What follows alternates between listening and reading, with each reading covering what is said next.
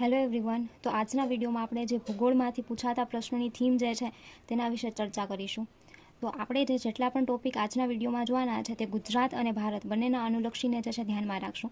અને ભૌતિક ભૂગોળ જે છે તેના ટોપિકમાંથી ક્યાં વધારે ક્વેશ્ચન પૂછવામાં આવે છે એનો વિડીયો જે છે આના પછી એનો જે વિડીયો બનાવીશ તેમાં કવર કરી લઈશ. તો આજના જે છે આપણા વિડીયોમાં આપણે ભારત અને ગુજરાત જે છે તેમાંથી પૂછાતા પ્રશ્નોની થીમ જે છે તેના ઉપર ચર્ચા કરીશું. તો ફર્સ્ટ જે છે આવે છે ભૂપૃષ્ઠ. ઓકે, હવે ભૂપૃષ્ઠમાંથી જે છે અવારનવાર જે છે ઘણા બધા ક્વેશ્ચન પૂછતા હોય છે તેના ક્ષેત્રફળને લઈને. તો કે અથવા તો એવી રીતના પણ પૂછી લે કે જસ્ટ એક્ઝામ્પલ ત્રિપુરા છે ભારતમાં, બરાબર છે, આપણે સેવન સિસ્ટરમાંનું ત્રિપુરા છે, તો ત્રિપુરાની ફરતે કયા કયા રાજ્યોની સરહદો જે છે આવેલી છે. એવી જ રીતના ગુજરાતનું પૂછવું હોય તો એવી રીતના પૂછી શકે અમદાવાદ જે છે તે કયા કયા જિલ્લાઓ જે છે તેની સરહદ સાથે લિંક્ડ છે, તેનું ક્ષેત્રફળ પૂછી શકે છે, તેના જિલ્લા પૂછી શકે છે. ટૂંકમાં એમાંથી ઘણા બધા ક્વેશ્ચન જે છે તે પૂછી શકે છે. હવે એટલા માટે જે છે તમે ભૂપૃષ્ઠવાળો જે ટોપિક તો તમારે કરવાનો જ છે, એ તો તમે જે મૂકી જ ન શકો, બરાબર છે. ત્યારબાદ આવે છે નદીઓ. હવે નદીઓ પણ એવું ટોપિક છે કે જેમાંથી ક્વેશ્ચન દર વર્ષે બધી એક્ઝામમાં હોય જ છે, એટલે તમે આ ટોપિકને પણ સ્કીપ ના કરતા. હવે નદીઓમાં જે છે તો તમે ભારતની નદીઓ કરશો, બરાબર છે, ને ગુજરાતની નદીઓ કરશો.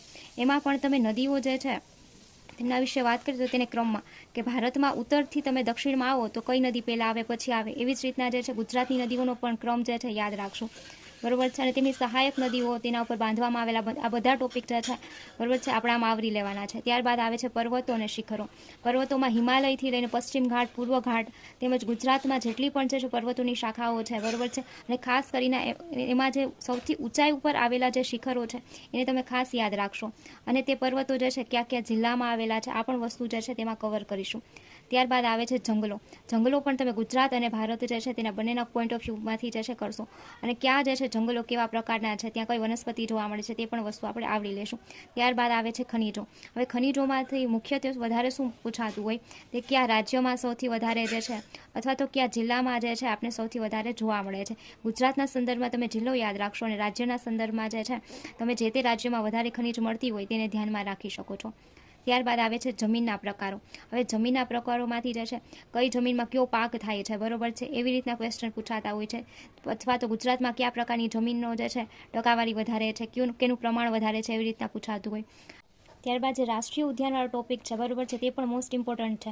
અને રાષ્ટ્રીય ઉદ્યાન જે છે તે મોસ્ટ ઓફ કરંટ બેઝ જે છે વધારે પૂછાતું હોય છે. અને એમાં જે છે અભયારણ્ય જે છે તેને પણ આવરી લેશું કે પહેલાં જો 106 હતા, બરાબર છે, નેશનલ પાર્ક, તો હાલ કે જે છે હમણાં એક નવો 107મો થયો છે, એના વિશે તમને ખ્યાલ હોવી જોઈએ. અને 106 વિશે પણ ખ્યાલ હોવો જોઈએ કે કયા રાજ્યમાં છે, બરાબર છે. મોસ્ટ ઇમ્પોર્ટન્ટ જેટલા પણ છે બધા તમારે લઈ લેવાના છે. ત્યારબાદ જે છે આવે છે બંદરો. ઓકે, કયા બંદરો જે છે, બરાબર છે, ખાનગી બંદરો છે, કયા ગવર્મેન્ટ સેક્ટરના અંડરમાં બંદરો છે, કોઈ CNG ટર્મિનલ છે, શું છે, બધું તમારે અહીંયા યાદ રાખવાનું છે. તેમના નામ જો છો બદલવામાં આવ્યા હોય તે પણ વસ્તુ તમે અહીંયા ધ્યાનમાં રાખશો. ત્યારબાદ આવે છે પરિવહન. પરિવહનમાં રેલવે અને સડક માર્ગ જે છે તે લેવાના છે. ત્યારબાદ જેટલી પણ રામસર સાઇડ સ્પેસિફિક ગુજરાતવાળી, ત્યારબાદ જેટલા પણ જે છે ભારતના ઘાટ કે જેને આપણે પાસ કહીએ છીએ તેને પણ આવરી લેવાના છે. અને મોસ્ટ ઇમ્પોર્ટન્ટ દરેક જે છે એક્ઝામમાં સામાજિક ભૂગોળમાંથી તો ક્વેશ્ચન હોય જ છે. અને તે પણ ગુજરાતના સંદર્ભમાં પણ હોઈ શકે છે અને ઇન્ડિયાના સંદર્ભમાં પણ હોઈ શકે છે. સામાજિક ભૂગોળમાં વસ્તી વધારો, વસ્તી વિતરણવાળા જેટલા પણ પોઈન્ટ જે છે તે બધા તમારે આવરી લેવાના છે.